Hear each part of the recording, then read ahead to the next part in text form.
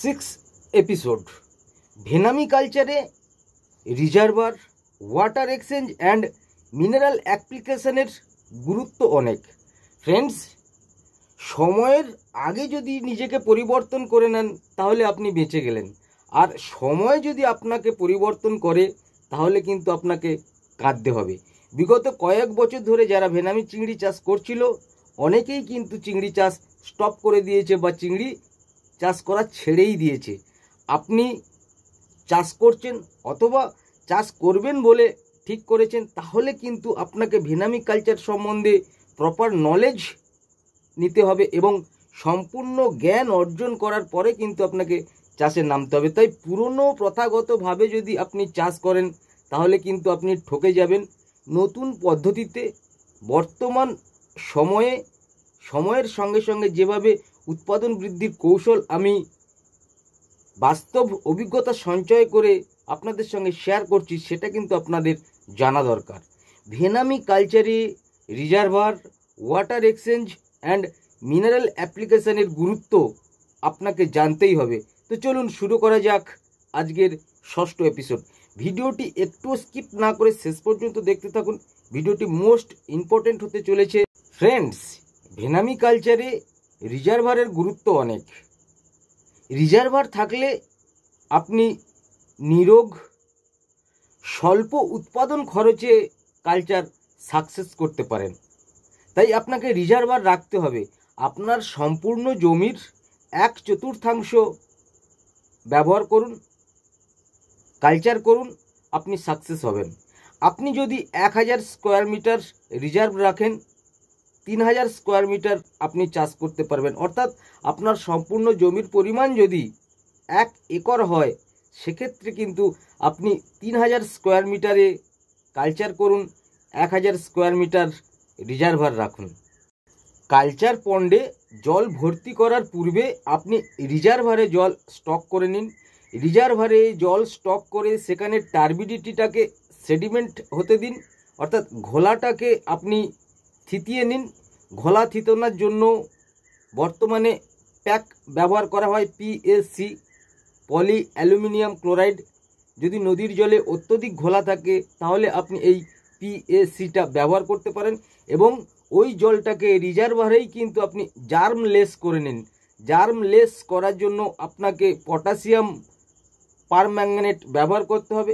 প্রতি 1000 স্কোয়ার মিটারে 1 মিটার জলের উচ্চতার জন্য আপনি 1 কেজি পটাশিয়াম পারম্যাঙ্গানেট ইউজ করার 24 ঘন্টা পরে কিন্তু আপনি রিজার্ভার থেকে কালচার পন্ডে জল নিয়ে আসলে আপনি উইথাউট টার্বিডিটি এবং উইথাউট জার্মে সেই জল আপনি কালচার পন্ডে নিতে পারলেন। এরপর কালচার পন্ডে সেই জলটাকে ওয়াটার ট্রিটমেন্ট করে আপনি স্টকিং করুন। গুড সার্ভাইভাল পাবেন, গুড বায়োমাস পাবেন। ফ্রেন্ডস, শ্রিম্প কালচারে এই রিজার্ভার কিন্তু ব্লাড ব্যাংকের মতো কাজ করে। মুমূর্ষু রোগীর যদি রক্তের প্রয়োজন হয়, সঙ্গে সঙ্গে ব্লাড ব্যাংক থেকে ব্লাড নিয়ে সেই রুগীটার জীবন বাঁচানো হয়। তেমনি ভেনামি চিংড়ি চাষে বা ভেনামি কালচারে মাছ ভাসা বলুন, হাই ব্লুম বলুন, হাই ব্যাকটেরিয়া বলুন, জল ঘোলা বলুন, যে কোনো পরিস্থিতিতে কিন্তু জলের প্রয়োজন হয়, আর এই জলের যোগান দেয় হচ্ছে আমাদের রিজার্ভার। তাই বন্ধুরা, আপনারা যারা ভেনামি চিংড়ির চাষ করছেন, নিরোগ এবং অল্প উৎপাদন খরচে চাষ করতে হলে রিজার্ভার আপনাকে রাখতেই হবে। এরপর আমি আসি ওয়াটার এক্সচেঞ্জ। হ্যাঁ বন্ধুরা, রিজার্ভারটা আমরা কেন রাখবো? ওয়াটার এক্সচেঞ্জের জন্য। তাই আমাদের ওয়াটার এক্সচেঞ্জের গুরুত্ব কিন্তু জানতে হবে। ফ্রেন্ডস, ভেনামি কালচারে প্রপার ওয়াটার এক্সচেঞ্জের উপর কিন্তু আমরা অনেক বেনিফিট পেতে পারি। প্রপার ওয়াটার এক্সচেঞ্জ করলে আমরা 50% পর্যন্ত প্রোডাকশান কস্ট কমিয়ে ফেলতে পারি, গুড সার্ভাইভাল পেতে পারি, গুড বায়োম্যাস পেতে পারি এবং কোনো রকম রোগ ব্যাধি ছাড়াই কিন্তু আমরা কালচার সম্পন্ন করতে পারি। চাষিদের বড় হেডেক হচ্ছে এই মাছের বিভিন্ন রকমের রোগ ব্যাধি। 12 গ্রাম 13 গ্রাম পার হওয়ার সঙ্গে সঙ্গে বিভিন্ন রকমের ডিজিজ দেখা দেয়। সেটা হোয়াইট ফিকেল হতে পারে, সেটা আরএমএস হতে পারে। এই হোয়াইট ফিকেল আরএমএসের মতো মারণ ব্যাধিকেও কিন্তু কন্ট্রোল করতে পারে এই ওয়াটার এক্সচেঞ্জ। তাই ওয়াটার এক্সচেঞ্জের প্রপার ওয়েটা আমাদেরকে রপ্ত করতে হবে। কিভাবে আপনারা ওয়াটার এক্সচেঞ্জ করবেন, দেখুন, স্টকিং করার পর থেকে 10-12 দিন কেটে যাওয়ার পর, 10 থেকে 12 দিনের পর থেকে 30-35 দিন পর্যন্ত আপনারা প্রতি সপ্তাহে টপ আপ করুন, অর্থাৎ কেবলমাত্র জল ভরুন। হ্যাঁ, কালচার পন্ডে জল দেবেন এরিয়েশন চলাকালীন প্রথমত 1 থেকে 1.5 ঘন্টা, তার বেশি নয়। এরপর আপনি ধীরে ধীরে সেই পরিমাণটা বাড়াতে পারেন। তাহলে বন্ধুরা 10-12 দিনের পরের থেকে 30-35 দিন পর্যন্ত প্রতি সপ্তাহে একবার করে আপনি টপ আপ করবেন। 30-35 দিনের পরের থেকে হারভেস্ট পর্যন্ত প্রতি সপ্তাহে নিয়ম করে কিন্তু আপনাকে মাঝখান থেকে স্লজ রিমুভ করতে হবে, অর্থাৎ পুকুরের মাঝখান থেকে পাঁক বের করে জল সহ ওয়াটার এক্সচেঞ্জ করে আপনাকে কিন্তু নতুন জল ভরতে হবে। তাই বন্ধুরা, এই 30-35 দিনের পর থেকে হারভেস্টিং পর্যন্ত নিয়মিত আপনি যদি জল বের করে নতুন জল ঢোকান, তাহলে কিন্তু ওই পুকুরে বিনা ব্যাধিতে বিনা রোগে ইজি মোল্টিং হয়ে হাই গ্রোথ হয়ে কিন্তু আপনি গুড সার্ভাইভাল পাবেন এবং হিউজ বায়োমাস পাবেন। এরপর বন্ধুরা আমি আসি মিনারেল অ্যাপ্লিকেশানে। হ্যাঁ, এই মিনারেল অ্যাপ্লিকেশানের কিন্তু একটা সঠিক নিয়ম আছে বা সঠিক ওয়ে আছে। সেই মিনারেল অ্যাপ্লিকেশানের সঠিক রাস্তাটা যদি আপনি ধরতে পারেন, সেই অনুযায়ী যদি মিনারেল অ্যাপ্লিকেশান করতে পারেন, তাহলে কিন্তু মেডিসিন কস্ট অনেক কম হবে, ইজি মোল্টিং হবে এবং মাছ গ্রোথ নেবে। মিনারেল আমরা কিভাবে করব? যখনই আমরা স্টকিং করলাম, স্টকিং থেকে 40 দিন পর্যন্ত এই সময়কালীন প্রতি সপ্তাহে 2 বার কিন্তু আমরা মিনারেল করব। তারপর 40 দিনের পর থেকে হারভেস্টিং পর্যন্ত সপ্তাহে কিন্তু আমরা 1 বার মিনারেল করব। এই 40 দিনের আগে সপ্তাহে 2 বার মিনারেল করব কেন? কারণ ছোট মাছ সপ্তাহে 2 বার মোল্টিং করে, তাই আমরা 40 দিন পর্যন্ত 2 বার মিনারেল করব। তাহলে ইজি মোল্টিং হওয়ার সঙ্গে সঙ্গে কিন্তু মাছ ফ্রেশ হয়ে অনেক ইমিউনিটি পাওয়ার স্ট্রং করে রোগ ব্যাধি মুক্ত হয়ে কিন্তু মাছ গ্রোথ নেবে।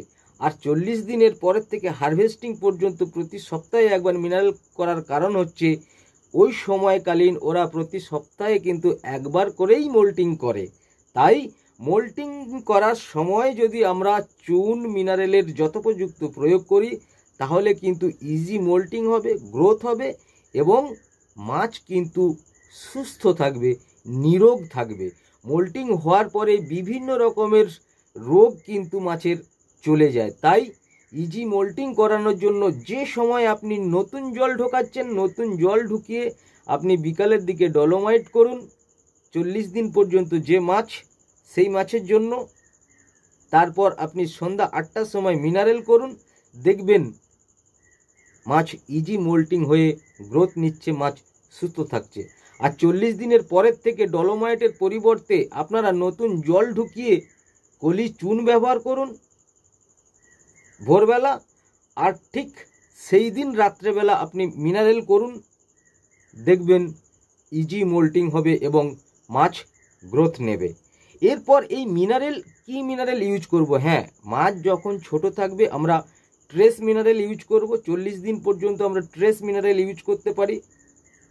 40 দিনের পরের থেকে হারভেস্টিং পর্যন্ত আমরা যে প্রতি সপ্তাহে মিনারেল করব, প্রতি 15 দিন পর পর ট্রেস মিনারেলের সঙ্গে কিন্তু আমাকে চিলেটেড মিনারেল ইউজ করতে হবে।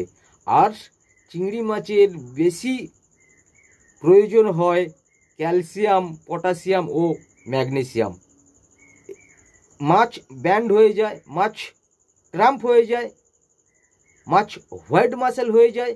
এই হোয়াইট মাসেল, ক্রাম্প বা ব্যান্ড থেকে মুক্তি পেতে আপনাকে কিন্তু KCl ও MgCl2 ব্যবহার করতে হবে। পটাশিয়াম ক্লোরাইড এবং ম্যাগনেসিয়াম ক্লোরাইডের ব্যবহার আপনাকে করতে হবে। এইভাবে যদি আপনারা কালচার করেন, তাহলে কিন্তু সুস্থ বাতাবরণের মধ্য দিয়ে আপনি কালচারটাকে সমাপ্ত করতে পারবেন এবং সাকসেস করতে পারবেন। Thank you, all the best, with love, Ashim. Friends, 2024 সালে অল্প খরচে অধিক উৎপাদনের জন্য চাষি বন্ধুদের সহযোগিতা করার জন্য আমি ট্রেনিংয়ের ব্যবস্থা রেখেছি, ফার্ম গাইডের ব্যবস্থা রেখেছি এবং সর্বোচ্চ ছাড়ে feed, medicine, all Bengal home ডেলিভারির ব্যবস্থা করেছি। 8944846482 নাম্বারে ফোন করুন। জানা ফিড সেন্টার থেকে আপনার বাড়িতে পৌঁছে যাবে সর্বোচ্চ ছাড়ে সিড, ফিড ও মেডিসিন।